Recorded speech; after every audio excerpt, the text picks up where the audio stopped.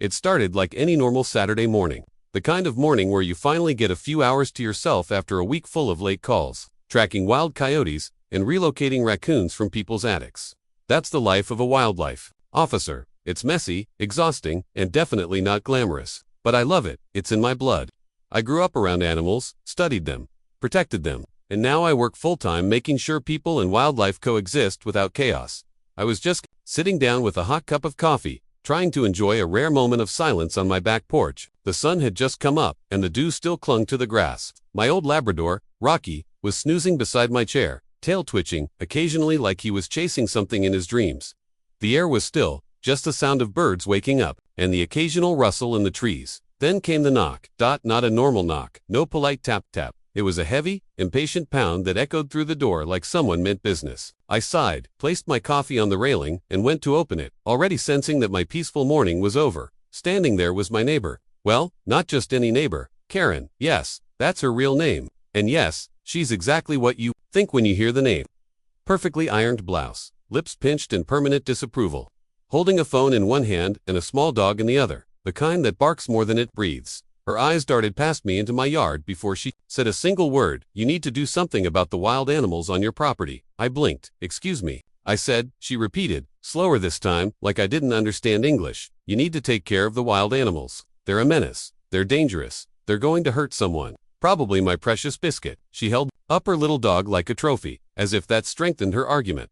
Now, let me back up a bit. I live on the edge of a wooded area. It's not a dense forest, but there's enough land that wildlife pass through often. Deer, foxes, squirrels, the occasional owl. I built my house here intentionally because I wanted to stay close to nature, and I managed the property carefully. Trash is secure, no feeders to attract bears, and motion sensors keep raccoons out of the crawl spaces.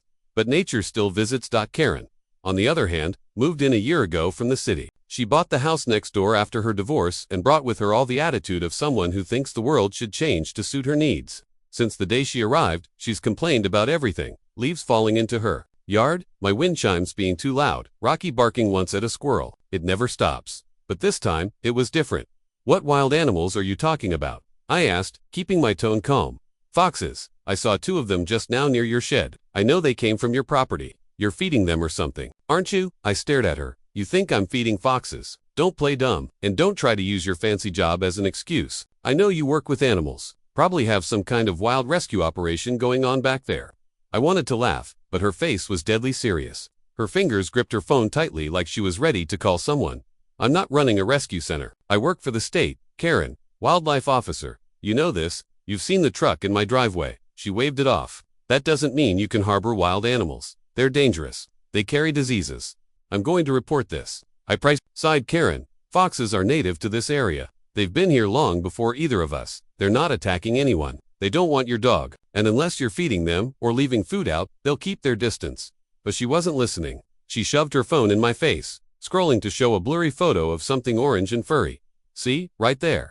Taken 10 minutes ago. I glanced at the photo. Definitely a fox. Probably the same young pair I saw a few nights ago trotting near the edge of the trees. No threat. Just wild animals doing what they do. You don't need to call anyone, I said gently. They're not causing harm. She stepped back, eyes narrowing. Well, I already did. Animal control is on their way. That's when I felt the switch flip inside me. She had called animal control on me. I paused, straightened up a little. Karen, I said slowly, I am animal control. She blinked. What? I pulled out my wallet and showed her my official badge. Wildlife Resource Officer, State of Colorado. She stared at it like it was fake. Like I had gone online and printed one out to win an argument. I'm the one they call when there's an actual wildlife problem, I added. Not when someone spots a fox in the woods. Well, she stammered, they're still coming. I made a report. I nodded. Great, when they get here, I'll walk them around the property, and we'll both see there's no violation. Then maybe we can stop wasting government resources on imaginary emergencies. She didn't say anything for a moment, just turned sharply and stormed off toward her house, little biscuit yapping the whole way. I watched her go, my jaw tight. Not because I was afraid of any official consequences, I knew I'd done nothing wrong, but because I knew this wasn't over. Karen wasn't the kind of person who let things go, and when someone like her gets embarrassed, they come back twice as hard. I went back to my porch, coffee, now cold, and sat down with Rocky. He looked up, wagged his tail once, then laid his head back down. For a second, I hoped she'd cool off, maybe even feel a little silly. But less than an hour later, I heard the tires crunching on my gravel drive. A white county truck pulled up with a young animal control officer stepping out. He looked about 23, nervous, but trying to act confident. His eyes scanned the property before he knocked on the door. I met him halfway, smiling. "Hey there. I think you're here because of a neighbor complaint." He nodded. "Yes, sir. Foxes on the property." Lady next door seemed pretty upset. I laughed. "She always is." He looked unsure until I showed him my credentials. His eyebrows shot up. "Oh, you're a WRO." "Yep, been with the department for 12 years. Want to take a walk with me?" He relaxed immediately. "Absolutely." We walked the perimeter, checked the spots Karen had mentioned. There were a few prints near the shed, classic fox tracks, but nothing close to the house. No dens, no bait, no food sources. The property was clean, textbook coexisting with nature. After about 20 minutes, he nodded. Double quotes. "Yeah, this is perfect actually. Wish more people were this careful." "Thanks," I said. "Would you mind letting her know?" He smirked. "I can do that." We walked to her driveway, and I stayed just out of sight behind the shrubs. I didn't need to hear everything, but I caught enough. I checked the area. "Ma'am," the officer said, "there's nothing to be concerned about. No violations. The foxes are just passing through. The homeowner is a wildlife officer and has taken all the correct precautions." Karen's voice rose. "You're siding with him?" "No, ma'am. I'm siding with the law. There's no reason for further action." She started saying something else, but I turned and walked back inside. I'd done my part, but I knew Karen wasn't finished. That night, I set up a couple extra trail cams, just in case, because when people like Karen feel outmatched, they don't back down. They find new ways to escalate, and I had a feeling she was just getting started. The next few days were quiet, which made me nervous. Karen hadn't said a word, and that silence felt more threatening than all her barking complaints combined. When people like her stop yelling, it usually means they're plotting. I went about my work as usual, responding to a couple of calls about snakes under porches and a skunk stuck in a storm drain. Typical springtime chaos. But I kept thinking about her, about the look in her eyes that day. She had been humiliated, and people like her didn't take that lightly. On Thursday evening, something strange happened. I came home from work, pulled into my driveway, and spotted something just behind my mailbox. A cardboard box, not sealed, just flaps, folded down. I parked the truck and approached it carefully. At first glance, I thought someone had dumped garbage, but then the box moved. Inside were two terrified baby raccoons. They were huddled in the corner, eyes wide, trembling. No food, no water, no bedding, just a dirty towel and the faint smell of something rotten. My chest tightened. Someone had dumped them here right at the edge of my property, and it didn't take a genius to figure out who it was. I knelt beside them, trying to calm them down, and carefully picked up the box. I brought them inside to my holding pen, a safe, temporary enclosure I kept for situations like this. It wasn't fancy, just a clean crate with a heating pad, formula, and blankets, but it was safe. I checked them over, no visible injuries, just scared and hungry. Someone had separated them from their mother and left them to die. I didn't want to jump to conclusions, but everything pointed back to Karen. The timing, the location, the fact that she believed I was running some kind of secret wildlife rescue out of my backyard. Maybe she was trying to prove I was doing something illegal, or maybe she thought she was helping. Either way, it was cruel and dangerous. I made a report with the local office.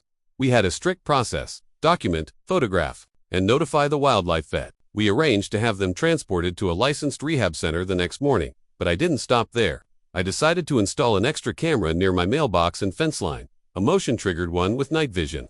I wasn't taking chances, but next night, it happened again. This time, a plastic pet carrier left at the same spot. Inside was a badly malnourished opossum, old, confused, barely moving. Again, no food or water. I checked the footage, grainy, but enough to make out a tall figure slipping across the lawn around midnight, wearing a hoodie, moving quickly. The image wasn't crystal clear, but the posture, the gait, the direction, all pointed toward Karen's side of the property. Now, I was furious. This wasn't just harassment, it was endangerment. Whoever was doing this was taking wild animals from somewhere, maybe even trapping them and dumping them on my land, assuming I'd take the fall or clean up the mess. I filed a second report and sent the footage to my supervisor. He agreed. This was intentional and criminal. We alerted the local authorities. I didn't want to confront her yet, not until I had more solid proof. But I did want to see how far she'd go. I kept the camera rolling, stayed alert, and started recording every strange noise or motion alert I received. And then came Saturday night. It was around 2 a.m. when my phone buzzed. Motion detected. I opened the app and saw someone near the side gate, flashlight in hand. This time, they were carrying a large pet crate. I watched as they unlatched the gate and stepped inside, walking along the path that led toward my shed. I didn't even think. I threw on a jacket, grabbed my flashlight, and headed out. Rocky was already up, growling low as he followed behind me. I stayed quiet, my boots crunching softly over gravel, until I turned the corner and caught them in the act. "Stop right there," I shouted, voice echoing. The figure froze, then turned, and there she was, Karen, in her silk robe, hair in curlers, holding a plastic crate with what looked like a terrified squirrel inside. "What the hell are you doing?" I asked, my flashlight glaring right at her. She flinched but didn't back down. "I'm rescuing it. It was in my attic. I caught it myself." "So you thought the best thing to do was sneak onto my property at 2 in the morning and dump it in my yard? I thought you'd know what to do with it. You're the wildlife guy, right? That's what you do." "No, Karen," I said, stepping closer. "What I do is protect wildlife and the public. Legally, what you're doing is trespassing and illegal animal handling. You're breaking multiple laws right now." She scoffed, but I could see the panic setting in. Her hands trembled and she started backing away. "You're overreacting. It's just a squirrel." "No, it's not just a squirrel. It's an animal removed without a permit, transported unsafely, and dumped on someone else's property. That's a crime, and I have you on camera doing it." Twice. Her mouth opened, then closed. Then she turned and ran, dropping the crate on the ground. I checked the squirrel, dazed but uninjured. I radioed it in and secured the animal. I wasn't sure if she would try to lie her way out of it or come clean. But I was done playing nice. The next morning, I handed all the footage and my statement to law enforcement. Karen was issued citations for illegal transport and endangerment. She wasn't arrested, but it was on record. I knew that would sting more than a warning. For the next 2 weeks, she didn't step foot outside. Her house looked dark most of the time, blinds drawn. Biscuit was unusually quiet. Maybe she was embarrassed. Maybe she finally realized I wasn't someone she could bully. But just when I thought it was over, something unexpected happened.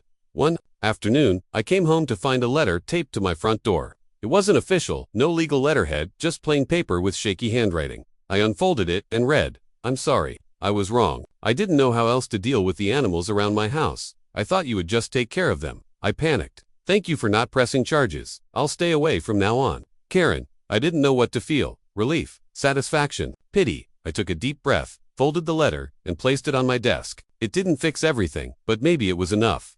I didn't reply. I didn't need to. The animals would keep coming. The seasons would change, and I'd still be here doing the job I loved. But now, I hoped I'd do it with a little less interference from the woman next door. And yet, I had a strange feeling this wasn't the last time Karen would test my patience. Because in a town like this, with people like her, the drama never really ends. Life returned to normal, or at least something close to it. Karen hadn't bothered me in weeks, and I had started to believe she'd finally learned her lesson. I got back to my regular rhythm. Morning patrols through the local reserve, checking calls about wandering coyotes, injured deer, even the occasional bear sighting. It was the kind of work that made me feel useful, real, not always appreciated, but always needed. Every now and then I'd see Karen through the window, but we didn't make eye contact. She no longer marched across the lawn to complain. Biscuit stopped barking as much, and I wasn't getting weird boxes of animals left at my fence anymore. For a while, I actually allowed myself to believe that the storm had passed. Then came the HOA meeting. Now, I've never been a fan of homeowners associations. I get the purpose, maintaining standards, organizing community events, things like that. But too often, it becomes a platform for people with too much time and too little common sense to micromanage everyone else's lives. Our neighborhood was no different. The meeting was held at the community center on a humid Thursday evening. I wasn't planning on going, but I got an official notice in the mail. My attendance was strongly encouraged. That usually meant someone had filed a formal complaint. So I showed up in uniform, not to intimidate, just to remind everyone who I was and what I actually did for a living. When I walked in, the room was half full. Folding chairs lined the floor, a cheap plastic table at the front where the HOA board sat, and right in the middle of the front row, Karen. She didn't look at me, just sipped her iced tea and stared at the floor. I nodded at a couple of neighbors who smiled politely. The air was stiff, heavy with passive-aggressive energy. After some dull talk about lawn maintenance and trash collection, the head of the board cleared his throat. "We've received several concerns from residents about wildlife activity and potential unauthorized animal care facilities operating in the neighborhood." I felt my pulse quicken. He went on. "Now, of course, we're not here to accuse anyone, but some feel uncomfortable with what they perceive as an increase in wild animal presence. Some have even suggested that someone may be attracting them." My hand stayed still in my lap, but inside, I was already bracing for what would come next. Karen stood up slowly, holding a folder. "I'd like to speak," she said. The room turned. She walked to the front like a lawyer preparing her closing argument. She opened her folder, removed a few papers, and began. "I want to make it clear," she said, that I support wildlife. I love animals. But we have a problem. I've lived in this community for over a year, and in that time, I've seen foxes, raccoons, squirrels, even a skunk in my yard. My dog has been terrified. I've reported this to animal control multiple times. Nothing has changed. She paused and glanced at me briefly. Then she continued. We have a resident here who, as many of you know, works in wildlife management. And while I'm sure he means well, I believe his presence and profession are inadvertently attracting more animals into our neighborhood. I have reason to believe that his yard has become a gathering place. I've seen cages, I've seen tools. I even saw a large animal being loaded into his truck late one night. A few people gasped quietly. I stayed seated. This is not an accusation, she said, hands up in mock innocence. It's a concern for the safety of our children, our pets, and our peace of mind. I simply asked the board to look into the matter, to ensure that we're all following the rules. She sat down. The room was quiet. I stood slowly, all eyes on me. My name is Daniel, I said calmly. I am a certified wildlife resource officer for the state. My job is to respond to wildlife emergencies and protect both the animals and the people in this area. I've lived in this neighborhood for 6 years. I follow every rule. I don't feed wild animals. I don't shelter them. I don't attract them. I remove them safely when necessary. I paused, looking directly at the board, then at Karen. Cages she saw are temporary transport crates issued by the state. The animal she saw being loaded into my truck was a wounded fox rescued from a highway culvert, which I was relocating to a licensed rehab center. I do not break the law. I enforce it. I let that sit. I understand that some people are uncomfortable living near wildlife, but we live near woods. You don't need to attract animals for them to appear. This is their habitat too. If we don't want raccoons or foxes around, the best thing we can do is secure our trash. Stop leaving food outside, and avoid panicking every time we see something furry. There were a few nods in the room. The HOA chair cleared his throat again. Thank you, Daniel. We appreciate your clarification. We'll note the concern, but unless any actual violations are presented, there's no action for the board to take at this time. Karen stiffened in her seat, lips pressed tight. She'd made her move public, formal, designed to embarrass me, but it had failed. The meeting moved on. After it ended, a few neighbors came up to shake my hand, thank me, or just say they appreciated the way I handled things. Karen disappeared quickly. Later that night, I found myself sitting on the porch. Again, coffee in hand, Rocky snoozing at my feet. The air felt different, not peaceful, but tense, like the quiet before a storm. I thought I'd feel relieved, but I didn't because Karen wasn't the type to stop after being publicly shut down. If anything, that kind of defeat only fueled her, and I was right. 2 mornings later, I woke to flashing red and blue lights outside my house. My heart jumped at opened the door to find 2 sheriff's deputies and an official-looking woman from animal welfare. Karen stood a few feet back, arms folded, watching with smug satisfaction. One of the deputies approached. Mr. Daniels, we've received an anonymous tip about illegal wildlife being housed on the premises. Mind if we take a look around? I took a slow breath. I knew the game. She was trying to get me cited, maybe even arrested. I have nothing to hide, I said.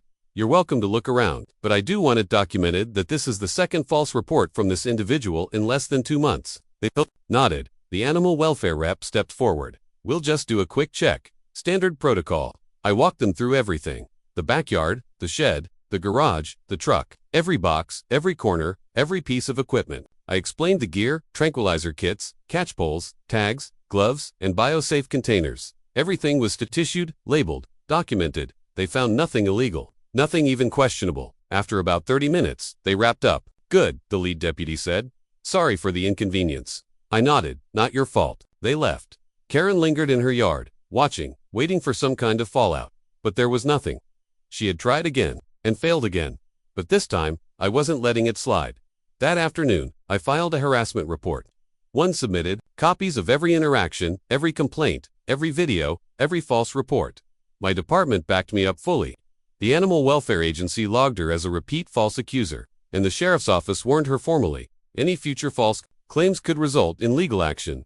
Still, I didn't feel victorious, because even though she hadn't succeeded, she had wasted hours of my time, the department's time, and the sheriff's. She had scared animals, manipulated rules, and abused the system because she didn't like seeing nature outside her window.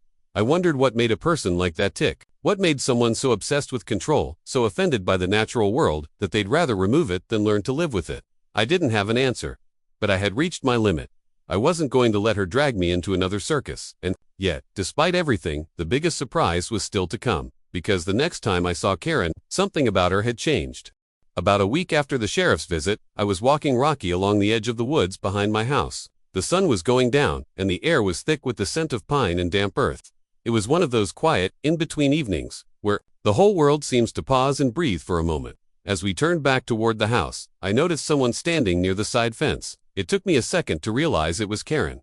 She wasn't pacing or puffed up with her usual righteous energy. She wasn't holding a clipboard or phone. She was just standing there with her hands in her pockets, staring at the ground. It was such an uncharacteristic sight that I slowed down, unsure of what I was walking into. She looked up as we approached, eyes a little puffy, face pale, no sign of smugness or defiance, just quiet. "Hey," she said, voice soft. I nodded, waiting.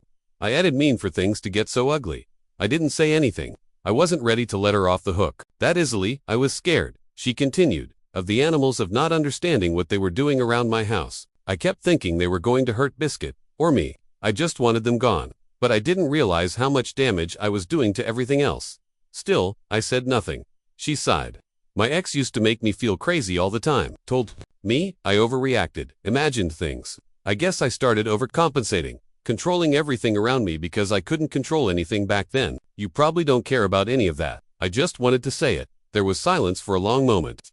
Rocky sat beside me, tail slowly sweeping the grass. Finally, I said, wildlife doesn't follow our rules. It doesn't care about fences or sidewalks. It lives how it has to. And if we're lucky, it lets us live near it without conflict. She looked down. I didn't know that. You didn't want to know that, I said. You wanted everything to fit your version of safe and quiet, even if that meant hurting animals and accusing people. She nodded. You're right. Another pause. The wind rustled the leaves gently. A pair of birds flew overhead. I talked to someone, she said. A therapist. About all this, about how I kept picking fights. She helped me see I've been making enemies where there weren't any. I studied her for a moment. She looked different, not defeated, just softer, maybe even human. Well, I said, that's a start. Karen reached into her pocket and pulled out a small envelope. She held it out. I hesitated, then took it. Inside was a short note and a small donation receipt, made to a local wildlife rehab center, one I worked with often. The note just said, for the ones I didn't help. I folded the note and nodded. She turned and walked away slowly. No dramatics. No final jab. Just a quiet exit. Over the next few weeks, I noticed more changes.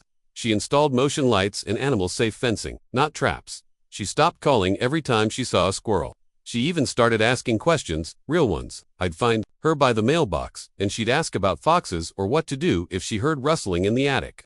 She was listening, not accusing. One morning, she dropped by with a book on native plants. Said she was thinking of planting things that helped pollinators and discouraged rodents. I offered her a few tips, and that was that. Something in her had shifted. It wasn't dramatic. It wasn't like we became best friends or had coffee together every weekend. But the wall had come down. The tension was gone, and in its place was something resembling respect. A couple of months passed. Summer came and went. Fall settled in. The animals changed their routines. Foxes moved deeper into the woods. Deer started gathering in small herds again, and raccoons made fewer appearances. I stayed busy. My job never really slowed down. But now, I had a little less chaos waiting for me at home. Then one afternoon, a note appeared in my mailbox. It wasn't signed. Just a small card, handwritten. Thank you for protecting what matters. Even when people like me didn't see it. It made me smile, because after all the drama, all the accusations, all the false calls and late-night chaos, this was what made it worth it. Not the badge, or the truck, or the uniform, but the small moments when someone realized the world didn't need to be controlled. It needed to be understood. That's what being a wildlife officer is really about. Not just protecting animals from people, but sometimes, protecting people from their own fear of the wild. I still keep that card in my drawer, right next to the donation receipt, and sometimes, when the job gets tough, when I'm crawling through a muddy culvert or pulling a snake out of a restaurant kitchen, I pull it out and remember that even the most entitled, stubborn, and impossible people can change. Even neighbors like Karen. And the truth is, sometimes nature doesn't just show up in the woods or the rivers or the mountains. Sometimes, it shows up in the driveway next door, and if you're lucky, or maybe just patient enough, you'll find a way to live with it. Just like the foxes do.